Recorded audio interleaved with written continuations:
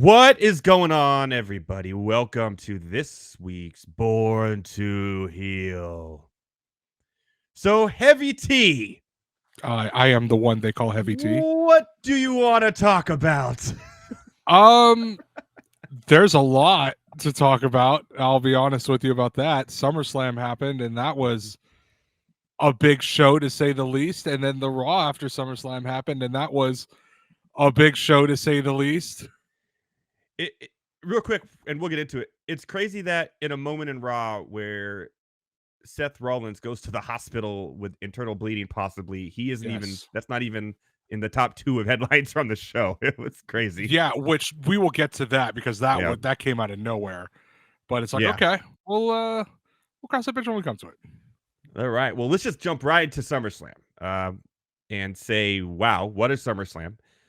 It was exciting all the way through. I think there was one match, and I'm sure we'll get into it, that wasn't as exciting that we kind of predicted. But the rest were pretty good, and a lot of title changes in this one. And hey, shout out to you. Like I did in Money in the Bank, you did SummerSlam. Undefeated in your picks, my friend. Congratulations. 7-4-7, baby. You did it. You did it. Congratulations. If only I could bet on it. We will save that one for later because the first match of SummerSlam kind of leads into Raw a little bit. So we'll just talk about the Liv Morgan, Rhea, Ripley in a little bit. Let's just get some of these other ones done and out of the way. Braun Breaker and Sami Zayn. We both called it. We kind of knew it was going to happen. Yep. I think it was the fastest match of the night. Yeah, just if I remember reading correctly, just under 6 minutes. Yeah. And because I was kind of watching the clock going, how are they going to do this many fights and be done at a reasonable hour? Because I wanted to watch the Terrence Crawford fight too. But yeah, that's another story for another day. But not a lot of memorable really moments in this one. Breaker just kind of beat Sami Zayn, and Sami Zayn was doing his typical thing, but he just didn't have enough, and he ended up getting. I'm fine with that. Like I said, Breaker needed to win this match and win it quick. 6 minutes, couple of spears, halved up the singlet, or however you took off half the singlet, I guess you want to say. Kind of went perk angle there for a second and dispatched Zayn, which is the way it should be. So I'm really interested to see in what they're going to do with him and as far as who his next major opponent is going to be. But yeah, like I said, this needed to happen quick. They made the right decision. Let's go. Move on. Well, they did announce that Breaker and Sami are going to be fighting again. That makes sense. Because Sami does deserve a rematch, so that makes sense. That'll be short-lived. He'll obviously lose. More on that later because there's some Jey Uso intrigue here with this as well. More on that later. Logan Paul and LA Knight. You called it. You called it. This was much overdue. They probably missed putting a title on LA Knight by about a year. True. But yeah, no, this needed to happen. I was fine with it. Logan Paul's transphobic tweet did not help him really, but no, LA Knight looked good. Solid match. I like how they got Machine Gun Kelly involved by bringing the knucks in on the chain. Yeah. That was great. Solid match. LA Knight needed this. I'm glad he finally deserves it. I fully expect the "You Deserve It" chant on SmackDown this Friday. Good for him, man. Really good. Solid match. Title change needed to happen. Moving on. Yeah, the crowd was definitely chanting some things we can't really say on the show either to Logan Paul, but yeah. Anyways, I was disappointed in that because I kind of wanted. I like Logan Paul as a heel because it's just funny to me. It's funny. Yeah, but like I said, even if he had a slight chance of retaining, those tweets did not help you. So they did not at all. You could give it a Goog when you're done listening to this podcast. I was really sad. I'm going to tear up in this one. Bayley, Nia Jax. What happened? What happened to our girl Bayley? What happened to our girl Bayley? They did not do her really well, but I called it. Now that Stratton's missed Money in the Bank, you're going to further the storyline between Nia and Tiffany. So it makes sense. I hated calling it. I hated predicting that Nia was going to win because I'm not her biggest fan.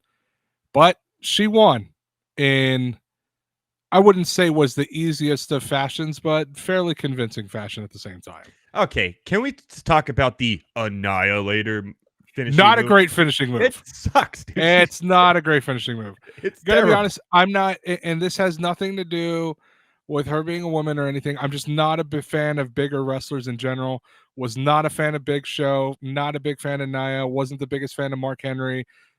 Don't even get me started on the great effing Khali. That's a jeez Louise. Yeah, man, just not a fan of bigger wrestlers in general. I know some people like them. Not mine either. Annihilator, not the best finishing move, but gets the job done because when you really think about it, who the hell's getting up from that? Not me, man. What happens to Bayley now? Does she get another chance? I don't know. She might take a small break. Obviously, Stratton will be involved in this somehow. Yeah, Stratton will be involved. Bayley might take a small break, which is much deserving, and she might show up at some point down the line. I don't know, man. And like, here's the other thing too, is that like they're not gonna.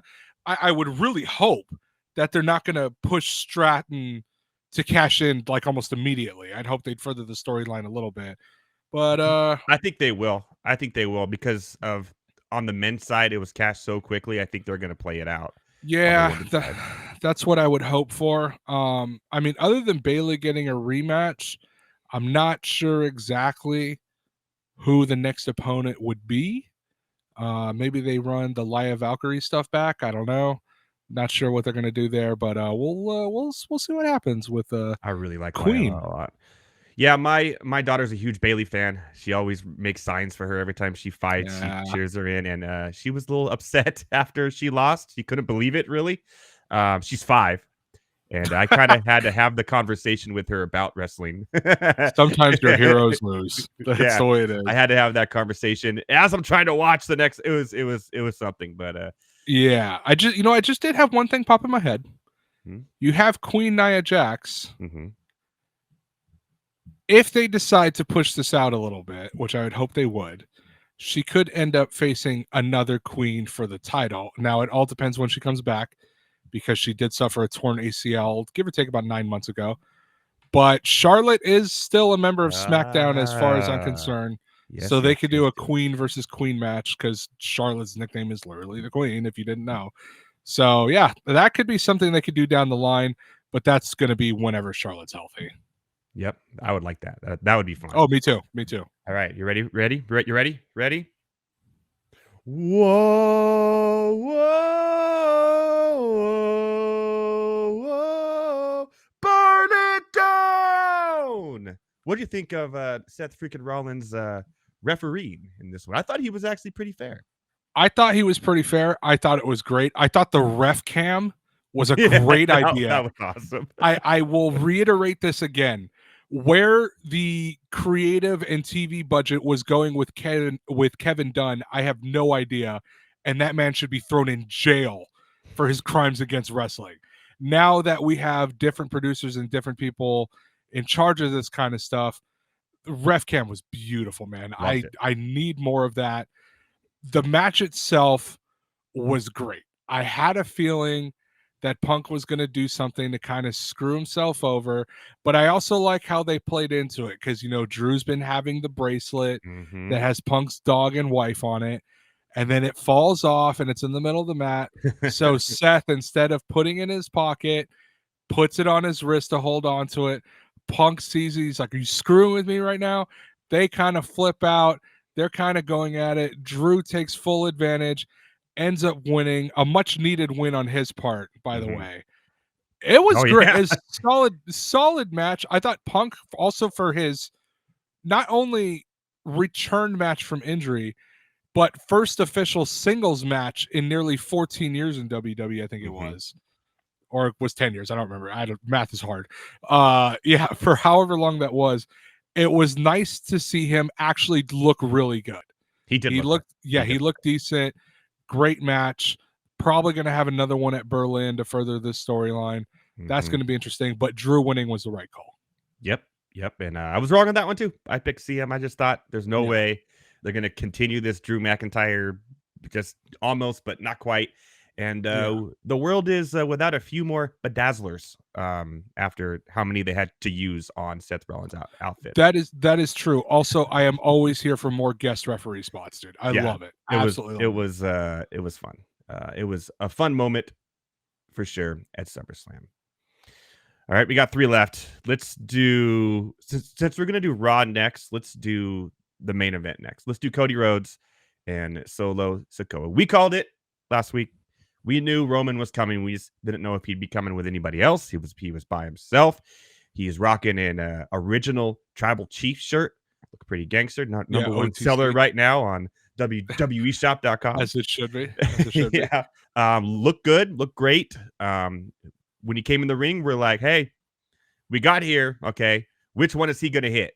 And sure enough, he took out his boy, or his ex-boy, his ex-enforcer, Solo Sikoa. I thought the match was a great match. It was actually phenomenal, a phenomenal match. And we all, even though you're kind of hyped because you know what's coming, the wrestling between the two was really good. And Solo's kind of, I always thought, okay, because he doesn't really wrestle a lot because he's always just like gets his guys to do it for him lately. But he's been really good in the ring too, and they all are. And obviously Jacob Fatu and I just call them the Tongans. Yeah, the Tongans. Yeah. Still rocking his eye patch. That was fun. But he's obviously can see out of both eyes. People, come on, what's going on here? And Jacob Fatu, I guess, really hurt himself in this one. And yeah, I saw that.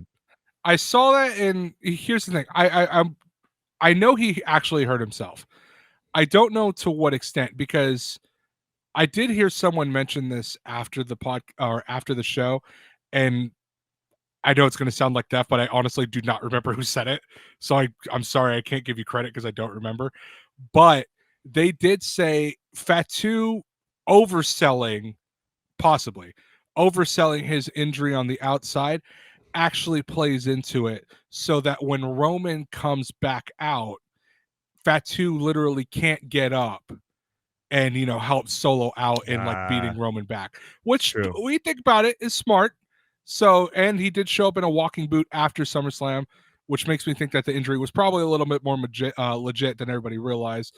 So if it is true, hope he gets better, because that dude is so fun to watch. He is fun to watch. And we forgot to mention that Cody also had help. And we thought that maybe that with the Kevin Owens and Randy Orton storyline that they'd probably turn on him after, he was, but no, they came out and actually took care of the Tongans. Let's put it that way. Yeah. So I had a feeling they were going to take care of the Tongans, and we'll get to this in a second, but it's what happened the night after Mania, or SummerSlam, I should say, on Raw, that really surprised me with Orton and Owens. But like I said, we'll get to that in a second. Orton showing up on Raw was surprising. Well, there's that too, yeah. Roman coming back was great, dude. Absolutely loved it. Fantastic. Crowd went crazy. I went crazy. Everyone at my house went crazy. Even my wife went crazy, and she didn't even know why. But probably because Roman Reigns is a really good-looking man. But yeah, no, it was an awesome moment. We knew it was coming, and it was still awesome. So they did a really good job on that, I think. And I mean, yeah. What a great ending. At one point, I really thought when Solo speared Cody and he was holding the steps and it hit the rope, it almost flew back in on their head when they weren't looking. I don't know if you saw it. I was like, Ivan went, oh! Close calls, man. We love to see close calls, but great fight. And obviously, this Friday night is going to be must-watch television to see how it all. And they haven't announced yet. Normally, when something happens, they'll say early Roman Reigns to be on SmackDown just to get more eyes on it, but they haven't said anything yet, so it's going to be interesting to say the least. All right, Gunther and Damian Priest. I love this match. Great. These dudes were hitting each other so hard. Gunther's bleeding from his tit. It's amazing. He was milking blood a little bit. It was and then he wipes the blood off and then wipes it through his hair to kind of give himself a little bit of the crimson mask. Yeah. I love it. I love it when obviously be safe when you do it, but I love it when they play with blood a little bit. But yeah, no, great match.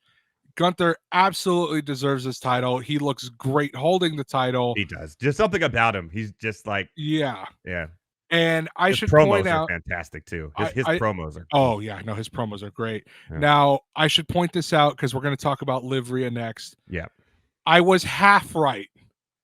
You were in close. My prediction. Yeah, Finn Balor did betray someone, but it was in the wrong match. Yeah. So yeah, no, he betrayed. I think we were pretty close. About 2-3 weeks ago, we actually had this prediction, and it's all playing out exactly how we called it like 3 weeks. Crazy. I think my only thing is I didn't know if Dom was going to go through with it. I think the night before I decided like, no, he's going to go through with it. But obviously the podcast he did, and boy did he. Yeah, we'll get to that in a second. But I liked Finn betraying Priest, and I also like the fact that Priest lost it enough to lose focus in the match, because there was if I remember correctly, he kicks out or he breaks out of a sleeper hold. I don't remember which one. And then he sees Finn right there after he sees the replay of what happened. That was a classic moment. He was watching the big screen and seeing the replay. And then he gets choked out, I think. Then he breaks out of it. And then he sees Finn right there on the side and literally goes and grabs his throat. That was great. Absolutely love that. And you could see the look on his face. Like, this man wanted to kill him. But also long-term storytelling, because this is what happened to Finn last year. Priest had kind of screwed it up with the Money in the Bank briefcase when he held it. Long-term storytelling, people. It works. It's beautiful. I love to see it. Overall, the match was good. The right person won. I wanted Gunther to win this. The streets yearned for it. It happened. Let's go. I wanted to, and I'll talk more about Priest later when we talk about the big thing that, I mean, we're talking about SummerSlam, but that's really not even the big thing that happened. It's crazy.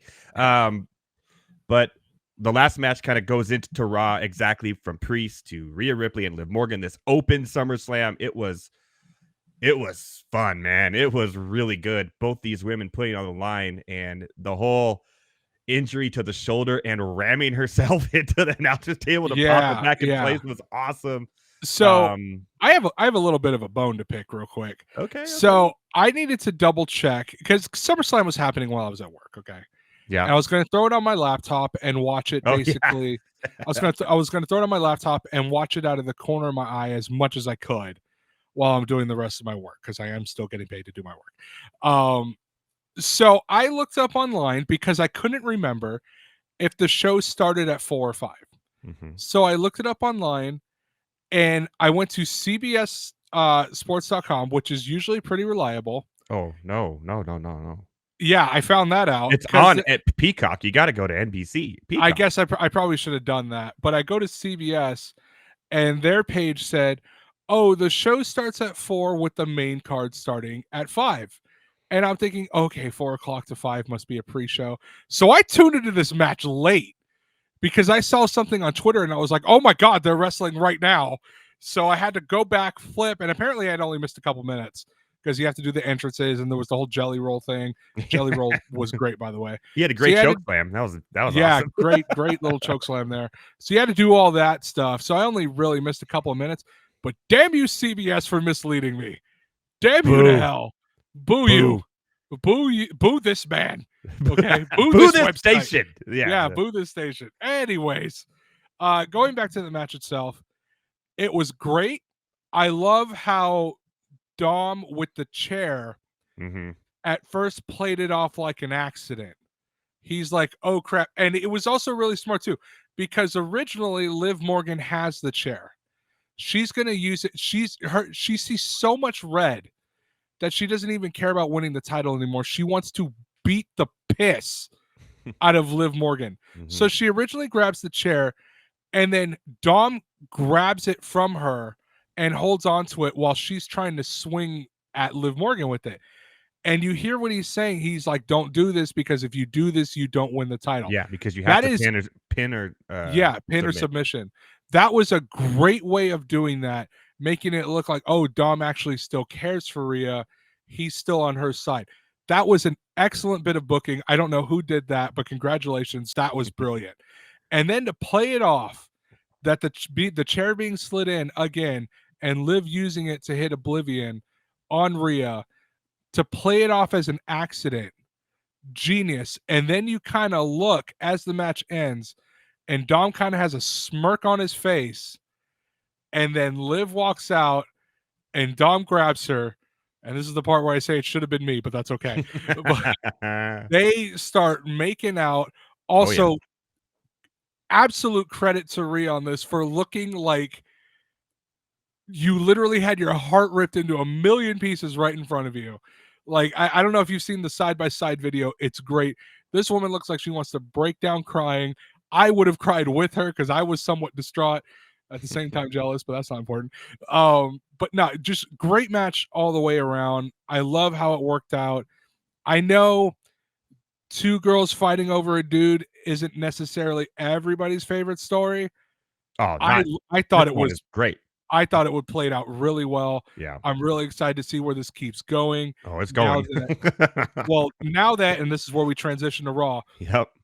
Now that, I should mention Liv retained, by the way, just so everybody knows. Yeah, I probably should mention that. We both called that one. Yeah. So now that we go to Raw, and it pretty much opens up with, you have Gunther and Orton, but basically the one thing everybody wants to know is what's happening with the Judgment Day. Mm-hmm. And the Judgment Day is still together. However, Rhea and Damian, two of the original 3 founding members, by the way, are not in it anymore. So none of the original 3 founding members are in it anymore. Yeah, because the original other founding member was Edge, and he is currently in AEW, so he's definitely not coming. And he's back. Also hurt and not wrestling in AEW right now because of his cage match. That was brutal, by the way. That was one of the best cage matches I've ever seen. And for him being so old, but anyway, that's another story for another time. But yeah, another story for another time. Shout to Edge. So you see the new Judgment Day, and it's JD, Finn, Carlito, who is just there for the PS5. Let's be real. Dom and the apples. Dom, and then Liv. And I love where this story is going. Please inject this story directly into my veins. Actually, a lot of Monday Night Raw injected directly into my veins, if I'm going to be honest with you. Yeah, it's been so fantastic lately. It's been incredible. Yeah. And okay, this is where I'm going to talk about this, because when I first started this trip with you almost a year ago or whatever, I started this journey, I was not a fan of Damian Priest at all. Thought it was kind of boring. He just kind of like this leader guy. And then it was cool that he at WrestleMania, what he did with the cashing in the briefcase was cool. Got his championship. And then he had his first bout against was it Jey Uso, right? In Backlash in France. And I was like, but he's constantly gotten better and more like his character. Nobody over the last 6 months has risen, no pun intended, as much, I think, as Damian Priest has, just in popularity, in wrestling, in everything. I did watch his documentary too on Peacock the other night, and it was really good, kind of heartwarming. He seems to be like the coolest guy away from wrestling too. Great story, how we got there.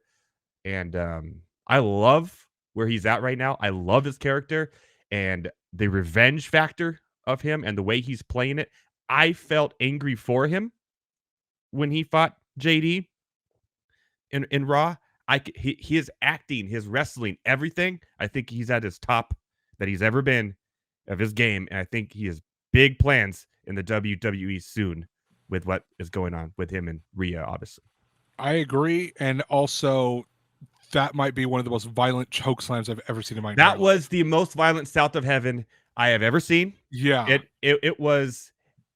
I got out of my chair. I was like, what? Is he dead? Did you just kill JD?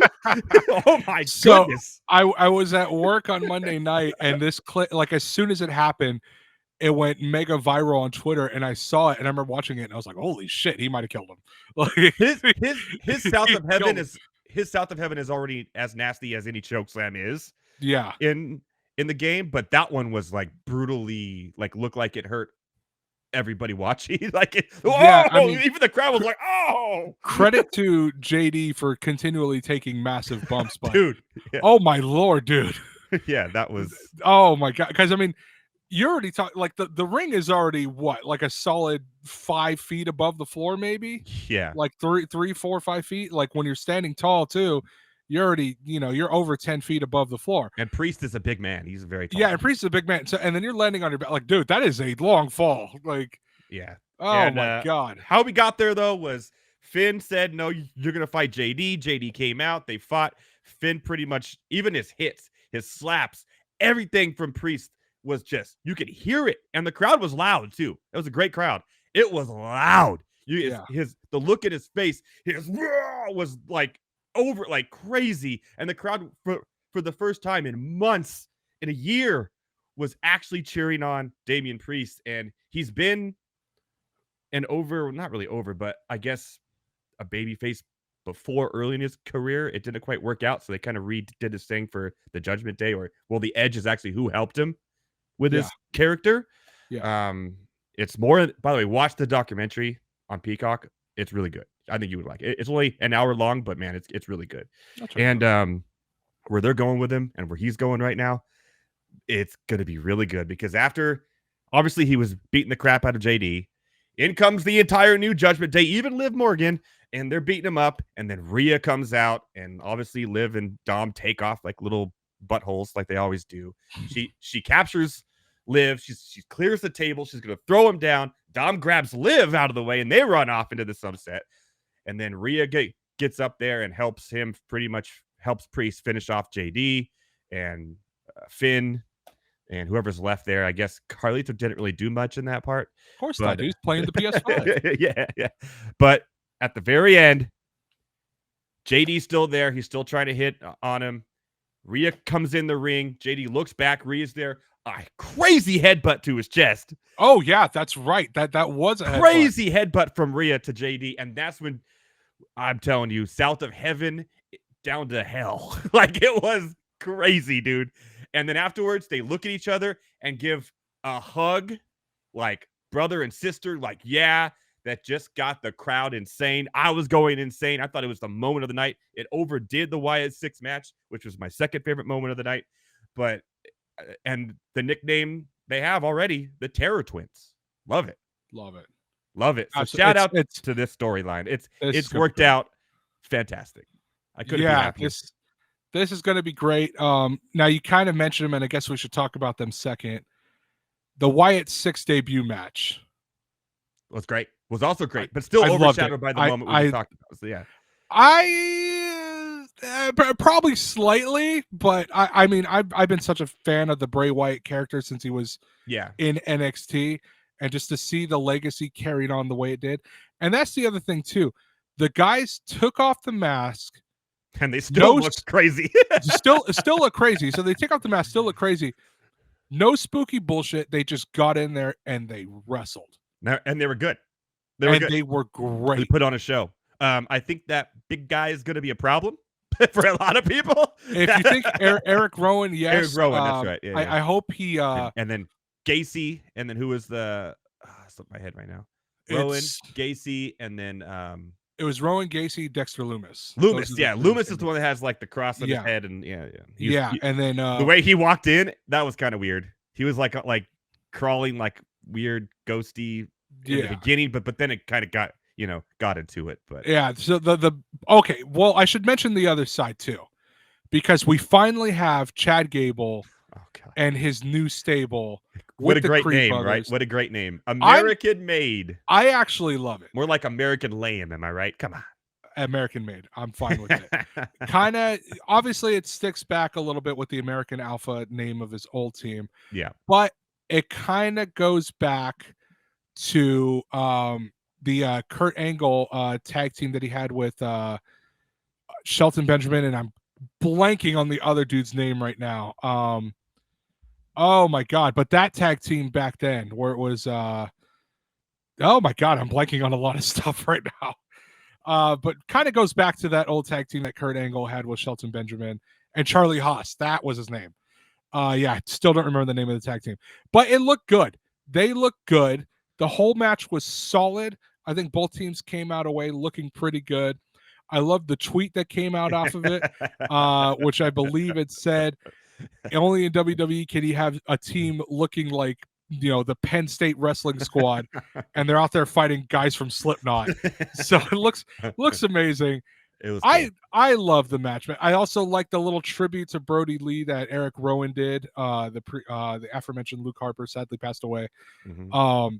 All the way around, just great match. I'm so excited for the. I loved how Uncle Hattie just sat there in the rocking chair the whole and kept time. the mask on. Yeah, just kept the mask on, laughing. I was like, it's a total, just like his brother, to just sit in the rocking chair in the early days and just laugh as the other two are fighting. It was great. So good, man. Such a great tribute. So we'll see what's going to happen with this now, because now they're a real faction. Everyone has seen him fight. I guess we haven't seen Abigail fight or not yet. Yeah. But we've seen kind of a little bit of Uncle Howdy, aka Bo Dallas, yeah. but we haven't really seen him in a match. So we'll see where they go. I think they're probably going to continue this Chad Gable Creed Brothers thing longer. But man, Chad Gable he's just getting beat up by these guys. I know the Creed brothers have been stars, and most of the people of the Wyatt Sicks have also been stars for a while, but it was a great way of just elevating everyone. Yeah. And I guess this is a perfect transition, because speaking of elevating, no one got more of a push on Monday Night Raw than Bronson Reed. That thing, that came out of nowhere. I did not see that coming, and it was weird because I'm like, why is he wasn't even involved in Slam, and then he's there talking to Pierce, and I'm going, what the heck's going on? And then right after that, here he comes, and my goodness, Mike just kept coming. He hit him. I'm like, he hit. Okay, so we should backtrack a little bit. I thought it was never going to stop, Heavy T. I thought it was like, it's going to go all night. We should backtrack a little bit. So this obviously happened because Punk and McIntyre are in the ring. Mm-hmm. They're still going at it, blah, blah, blah.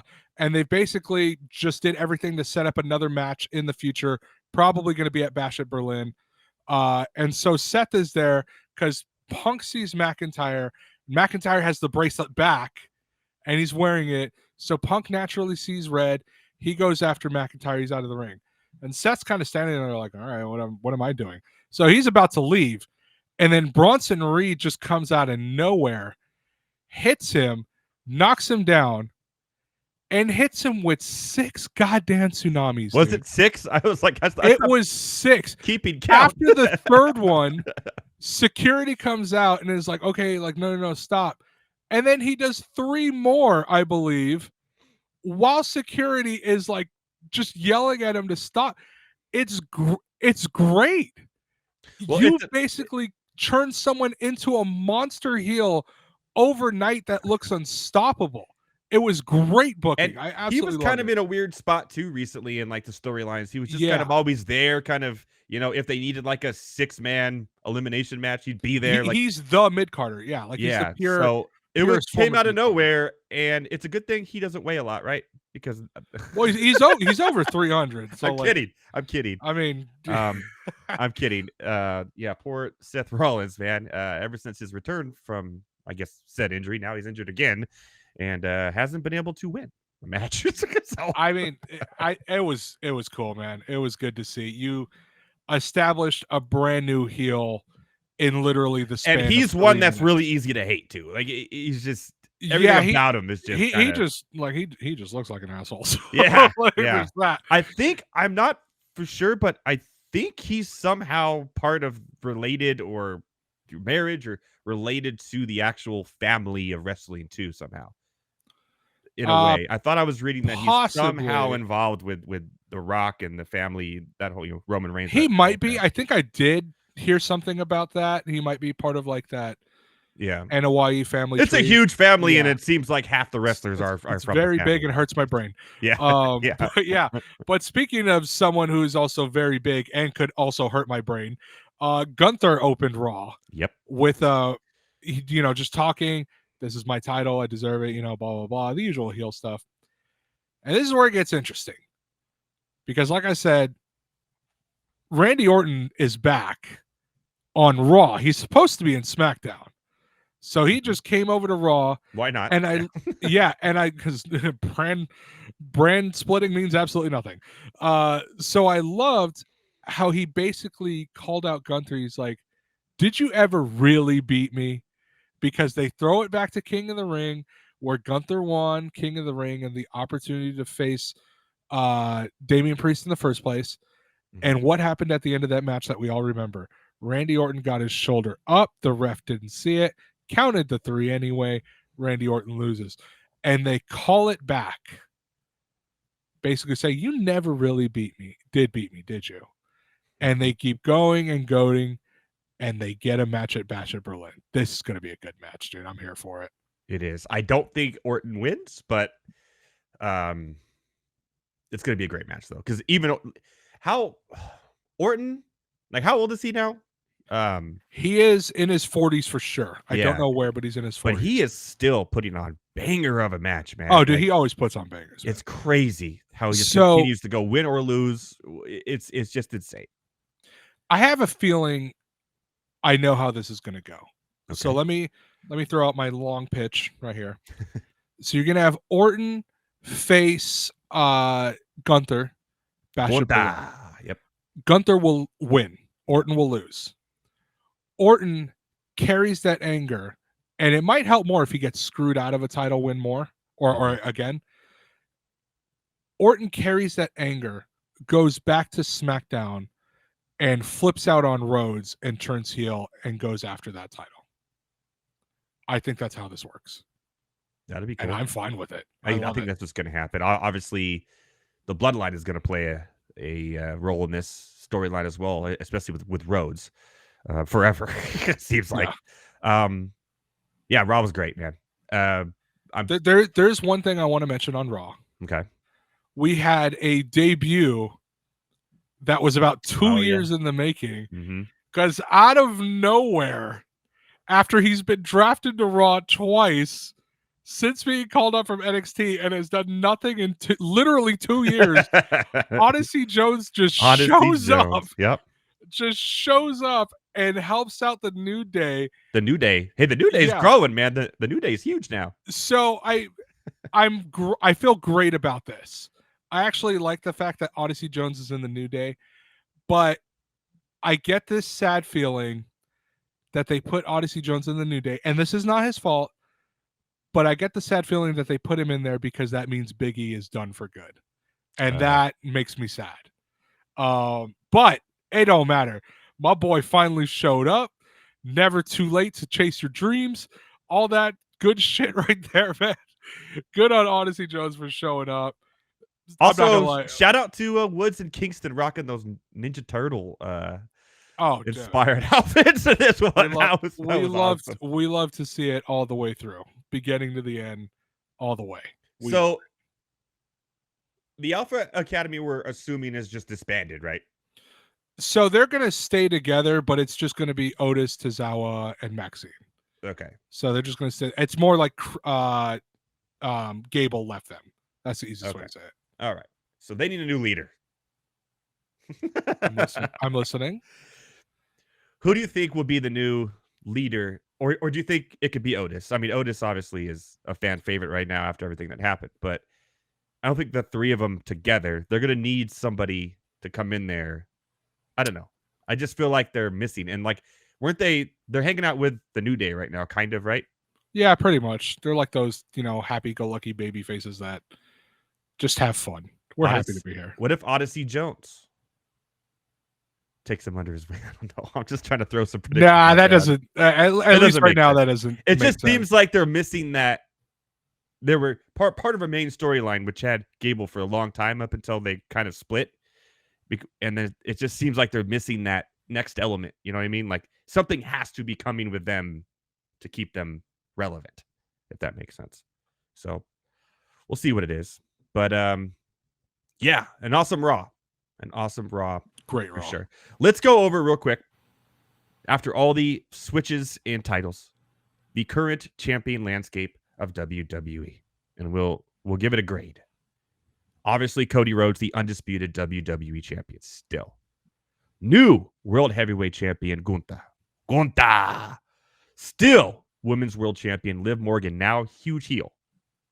So we have 2 heels. Nia Jax, new Women's Champion, 3 heels. Braun Breaker, Intercontinental Champion, 1 heel. He's more of a heel. LA Knight, taking over from Logan Paul, the United States Champion, obviously baby face. He's a face. I'm not going to count him. Both men's tag teams, heels. Obviously, the Judgment Day and the Bloodline.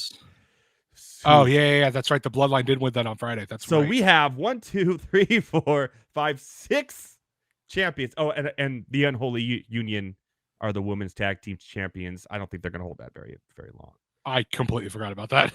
Exactly.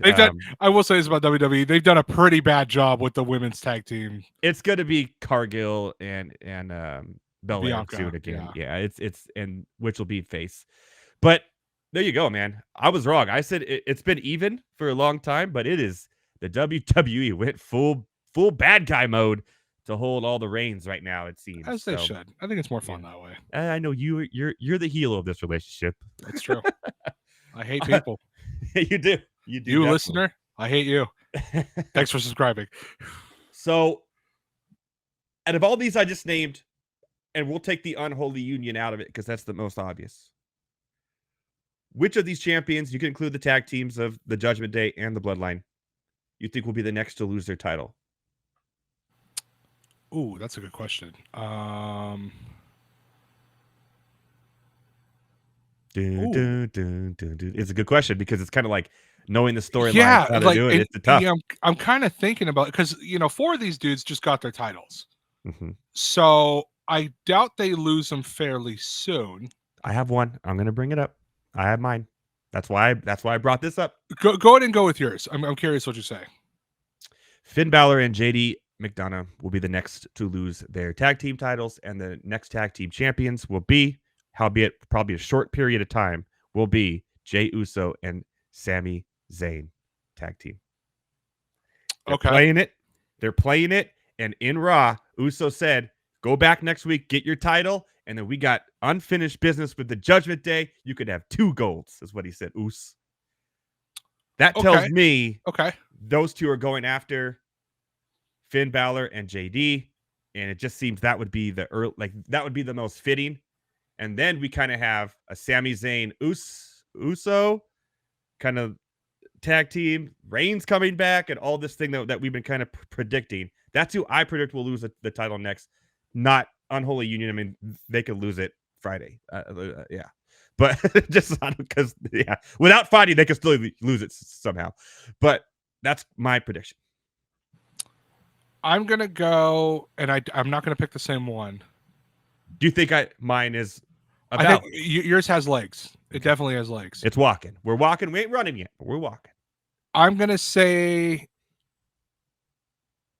Tiff beats Nia via cash-in at some point within the next 6 weeks. Wow.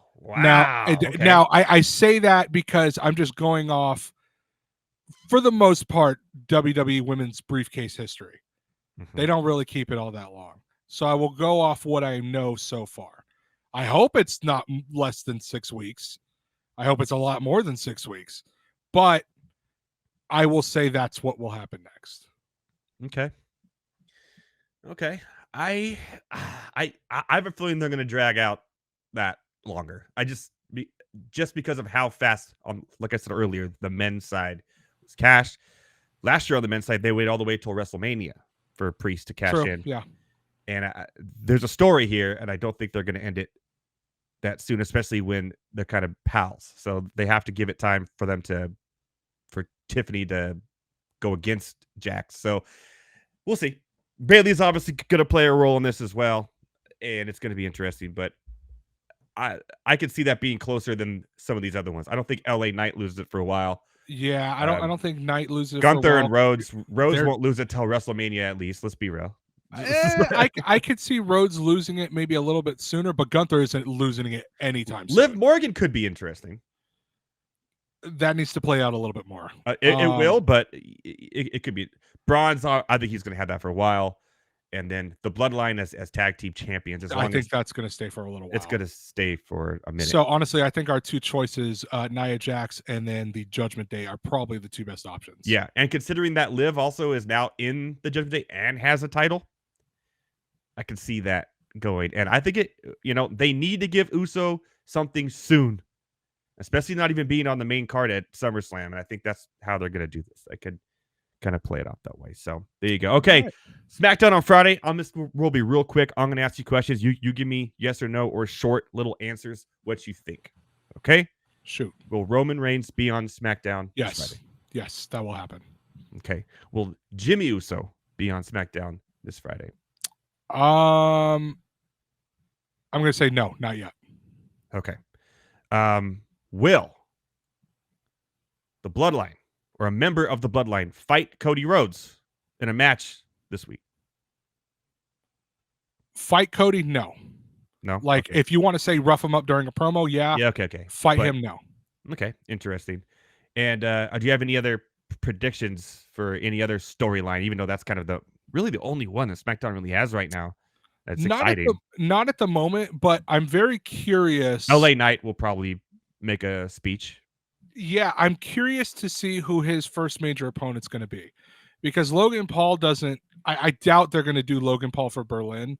No. They could. I could be totally wrong. They could give him the rematch, but I'm curious to see what they're going to do with that. Whatever happened to Bad Bunny? Just kidding. I'm joking. Touring or something. Yeah. Poor Damian Priest had to lose to Bad Bunny. that was kind of an honor, though. Let's be real. I know. It was so cool. So I'm telling you, man, watch the documentary. I think you'll really like it. I'll check it out. Yeah, it's really good. So there you have it. We are jam-packed, longer than when we've gone in the past. That's because a lot has happened over the last week. That is for sure. Congratulations, Heavy T, on getting all of your picks correctly from SummerSlam. Boo. Boo you. I got to come back for the next big main event and dominate. Any last words? I got nothing. Gunther is my ring general, and that's all I got. Damian Priest is my new ring general. Rhea Ripley and the Terror Twins are going to dominate. And I love it, and I'm all for it. All rise, baby. Everybody enjoy your week of wrestling. We'll be back next week for another Born to Heal, and I'm sure we're going to have a lot more to talk about. That is for sure. Until next time, boo the bloodline. Boo.